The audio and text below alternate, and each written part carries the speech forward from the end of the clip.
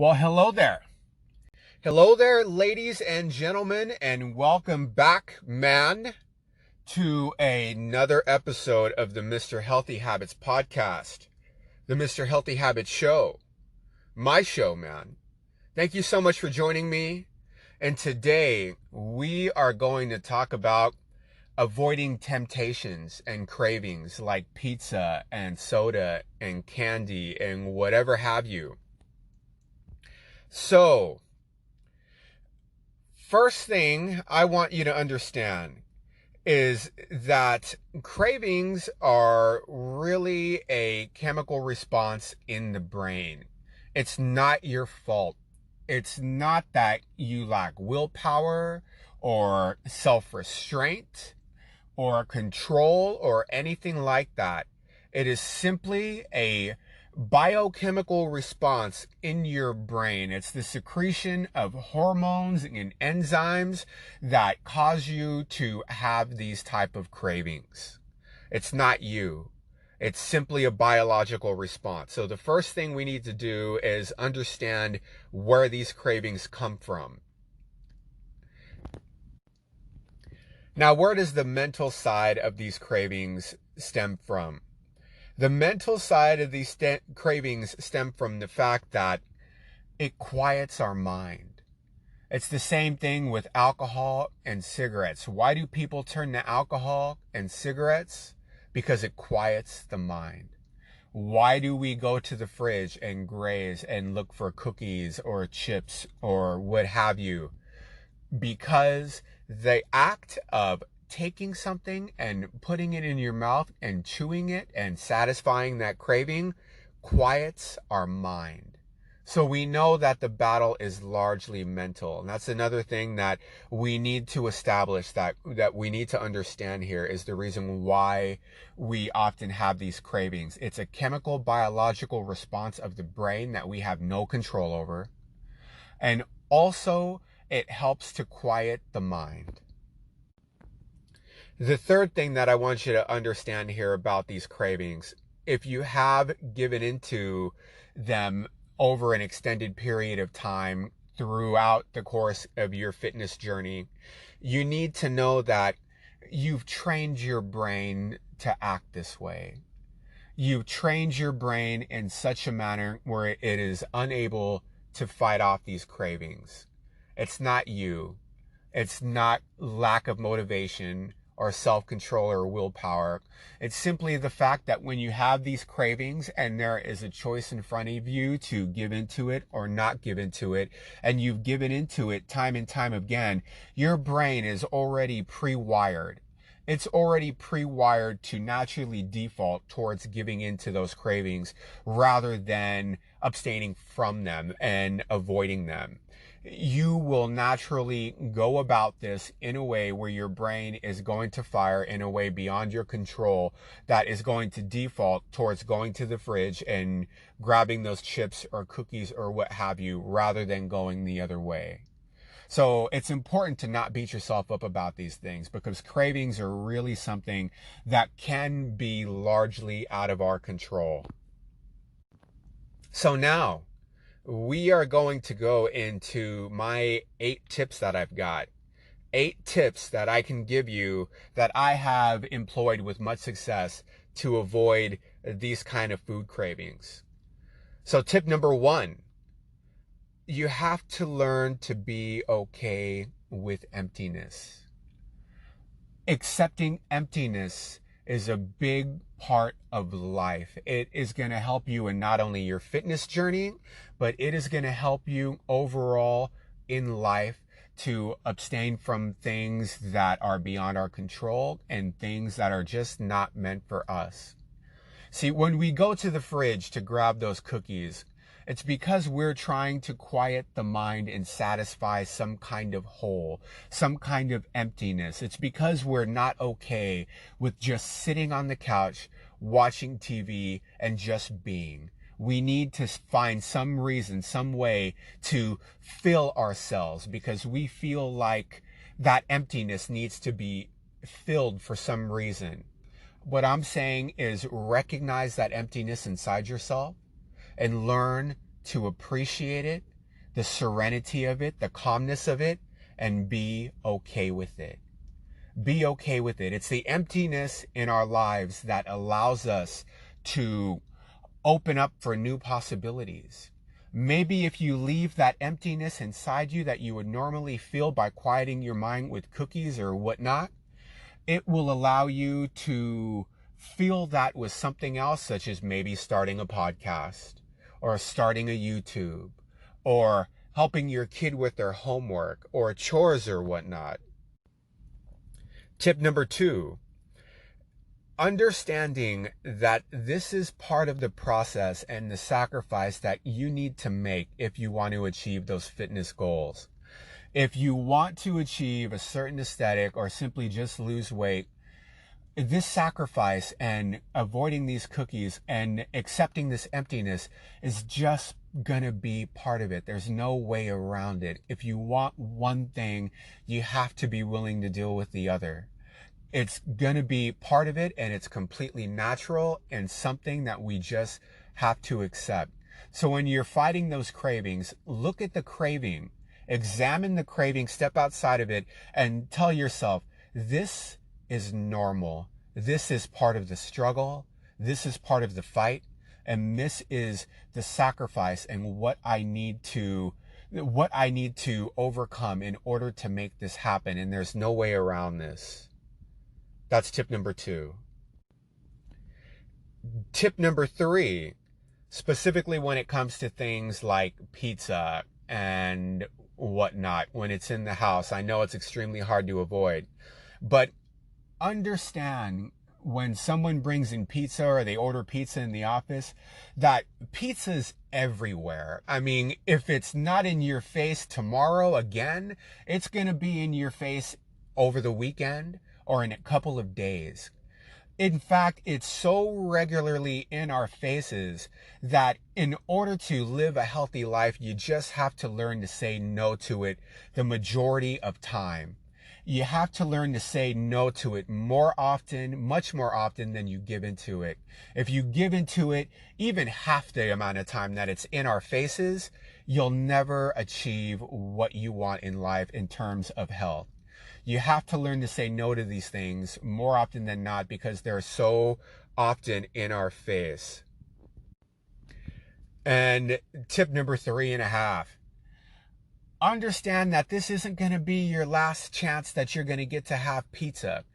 I can have pizza anytime I want. It's a phone call, freaking DoorDash app away from me. I mean, this isn't going to be the last time I'm ever going to have pizza. The world's not going to suddenly run out of pizza.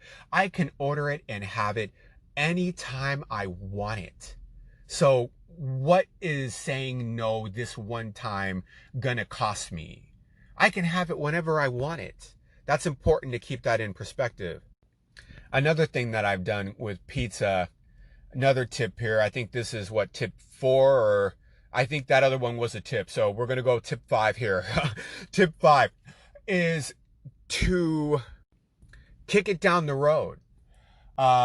Great man that I used to know who passed away some time ago, father of my buddies, used to tell me when he was having a battle with alcoholism that the way he beat it was to always remind himself, I can't control whether or not I have a drink tomorrow or the next day, but I'm not going to have a drink right now. I can't control whether or not I'm going to have that slice of pizza before I leave the office, but I'm not going to have it right now. I can put it off. I'll wait till later. I'm not saying no. And when you're not trying to say no to it, when you say maybe later, you give that power back to yourself. You're not saying I can't have it. And there is a psychological effect that takes place here when you say I'll have it later. It makes it a lot easier to say no to it because between then and now, you're not saying no to it. You don't have to fight it and say no. You're saying maybe later, and that makes it a lot easier. Tip number 6. Grab that pizza at the end of the day and take it home to your kid. That's one thing that I've done, honestly, that really helps. At the end of the day, I'll go to that slice of pizza and I'll say, you know what? I'm going to take this home to my kid. I'm sure he'll enjoy it. And they love it. And for some reason, it has a psychological effect on you that really allows you to satisfy that craving by giving it to someone else.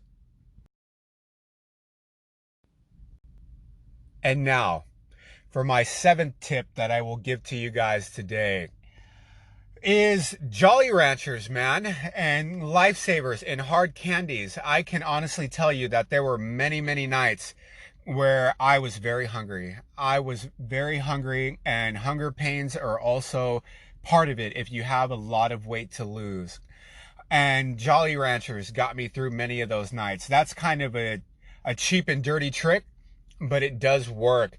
If you have to have something to satisfy that oral fixation and have to have something to do with your mouth, that way you can give yourself that feeling like you're eating and feel that emptiness, suck on a Jolly Rancher. It will give you the flavor. They're only about 5 to 10 calories each, and they last a long time. And those can really help get you through certain hunger pains. It's not really a real philosophical tip, but it is a down and dirty tip, man, that I can tell you does work. So, now for my eighth and final tip, I'm going to tell you a story. A story about myself and some personal experience here. Now, every holiday season that would come around, I, as many of you do, have to go visit a number of relatives. Now, at these relatives' homes, there is cake and cookies and pie and all those good things, that we've come to enjoy in life during the holiday season. For this reason, the holiday seasons were a bit of a nightmare for me in terms of health and fitness.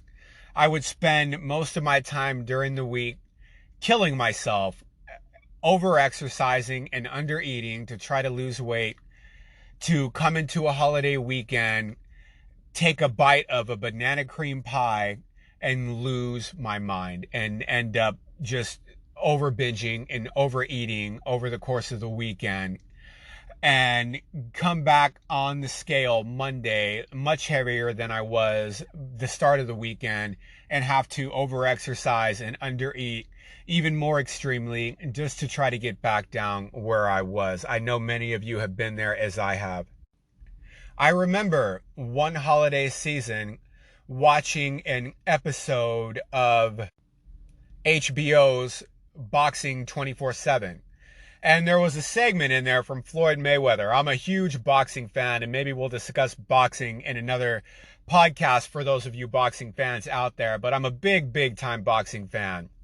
And I'll remember Floyd Mayweather saying, when they asked him, you're nearing 50-0 or whatever his record was at the time, how do you plan to keep this up? Do you think this might be the one that you lose? And his response was, no, I'm not worried about it at all.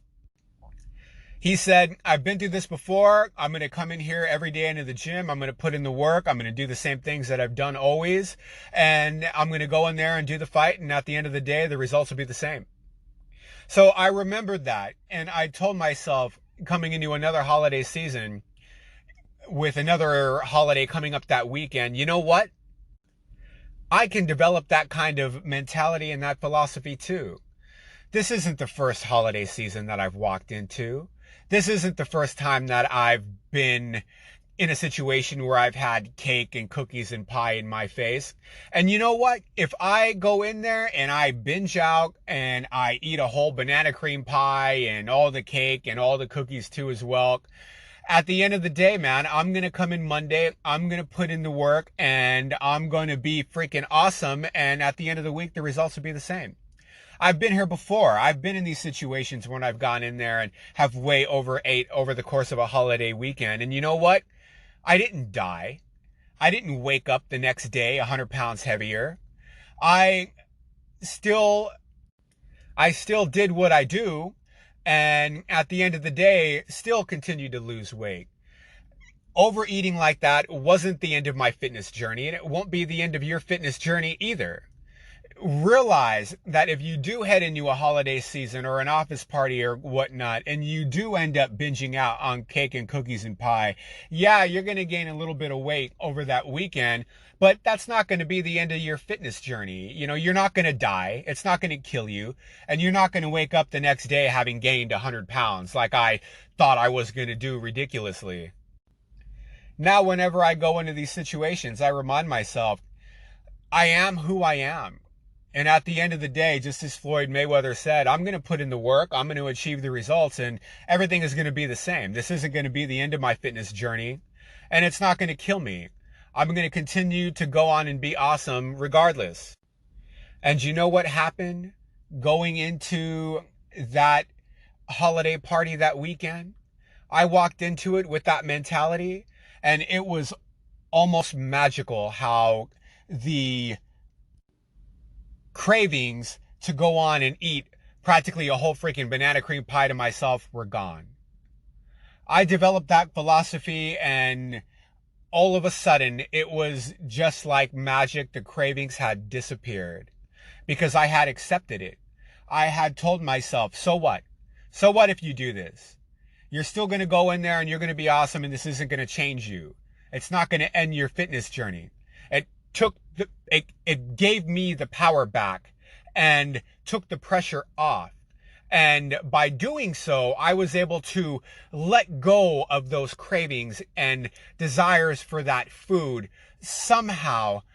And it made the situation a lot easier.